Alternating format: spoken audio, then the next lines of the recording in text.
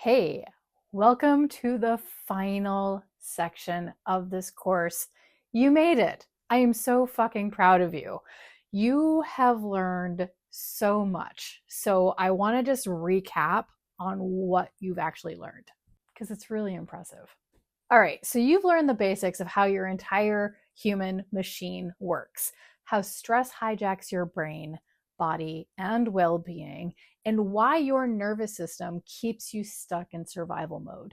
You've learned how to understand yourself more deeply because you've become familiar with your six selves and how they impact each other, your stress levels, and your entire human experience. Now it's time to build your toolkit. But before we meet your six tools, I want to introduce you to a concept that's going to help you to understand what these tools are actually doing. Let me introduce you to the polyvagal ladder. So imagine that your nervous system is a ladder and it has three rungs. And on the top rung, you've got something called the ventral vagal state. This is your safe and social state. When you're here, you're going to feel calm and connected, present and capable. You can think more clearly, relate to others, and handle what life throws at you. This is where you want to be most of the time. The middle rung is the sympathetic space. This is your fight or flight state. When you drop to this rung, you're activated, anxious, on edge, ready to react. Your heart's racing, your thoughts are spinning, and you're hyper vigilant. You're mobilized for action, but not necessarily in a good way because you're in survival mode.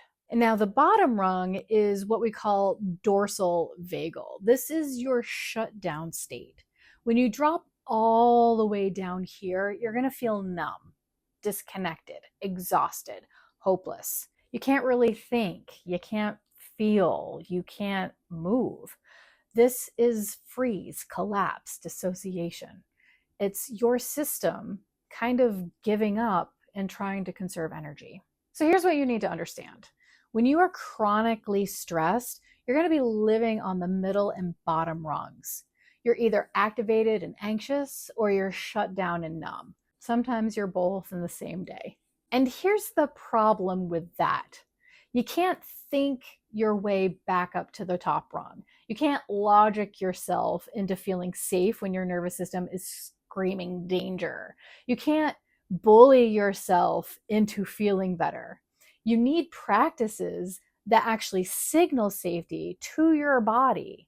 You need tools that help you climb back up the ladder. And that is what these six tools are going to do. They're your way back up. So these aren't just random self-care tips. They're six evidence-based practices that actually help you to climb that polyvagal ladder. They're going to help you move from shutdown or activation back up to that safe, connected, calm, proactive, and social space that we really crave being. And what's really fucking cool is that you can access these tools anytime, anywhere, and you can adapt them to your real fucking life. So cognitive reframing is going to change the story your brain is telling. When little Amy has you catastrophizing and ruminating and worrying and doubting, reframing is going to engage your prefrontal cortex and shift you from reactive thinking to conscious choice. This is going to help you climb from sympathetic activation towards ventral safety. Mindfulness anchors you in the present moment and brings you back into your body.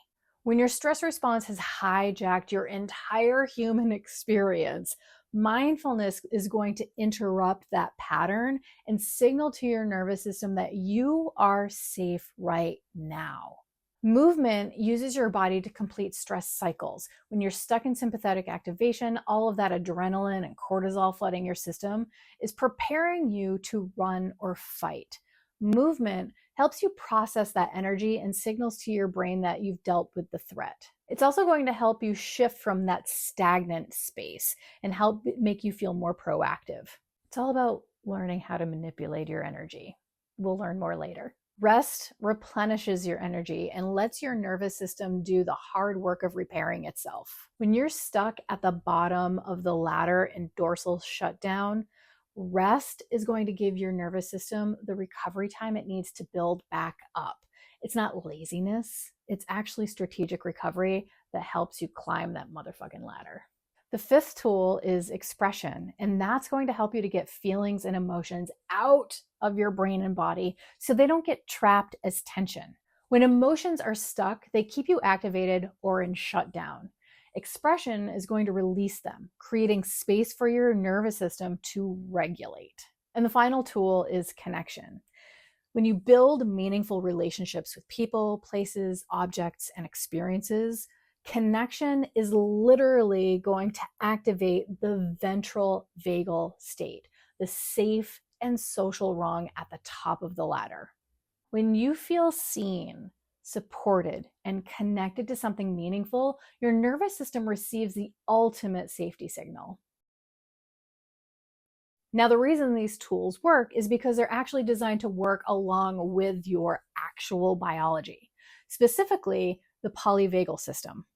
Remember little Amy, your amygdala? Well, when she gets activated and drops you down the ladder, these tools help calm her down so your prefrontal cortex can come back online. Remember the stress response cycle? Well, reframing is going to shift it. Mindfulness interrupts it.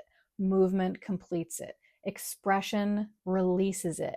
Rest lets you recover from it, and connection helps you regulate it. And because you already know that your 6 selves are interconnected, when you use these tools for any one of your selves to climb out of the ladder, it's going to cascade through everything else. That means when your physical self moves up the ladder, your mental self thinks more clearly. When your emotional self feels safe enough to express, your social self can connect more authentically. When your secure self gets rest, your spiritual self can access meaning again. It all works together to help you climb. And here's the best part. This is why I love these tools. You don't have to add 6 new habits to your already overwhelming schedule. Most of these tools are things that you're already doing. They're just getting an upgrade. You're already thinking thoughts all day. Cognitive reframing just means that you're going to be more intentional about which thoughts you engage with. You're already moving your body. Movement just means you're being more purposeful about how you move. You're already resting in some form. We're just going to teach you how to rest more effectively.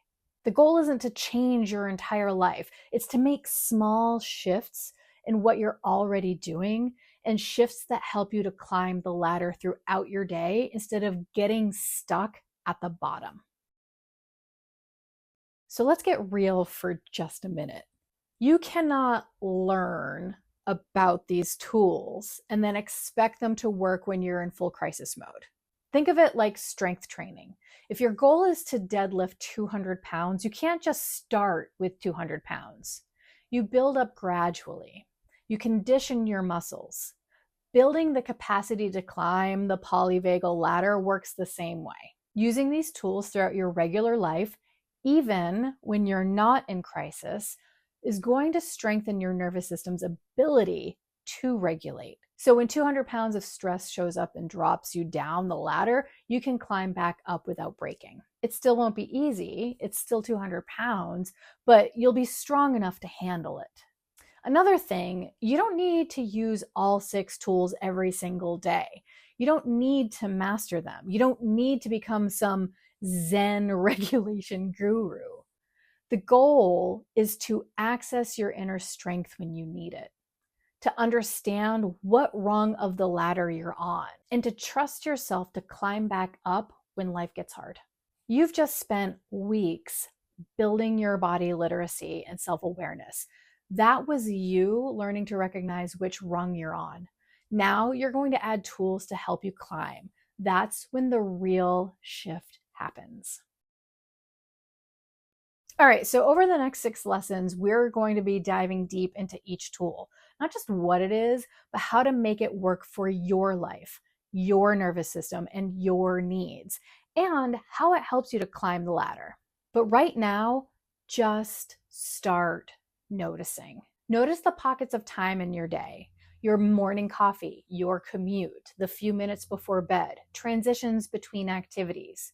You're not trying to change anything just yet. Just notice where these tools could naturally fit in. All right, my friend, next time we're diving deep into our first tool, which is cognitive reframing.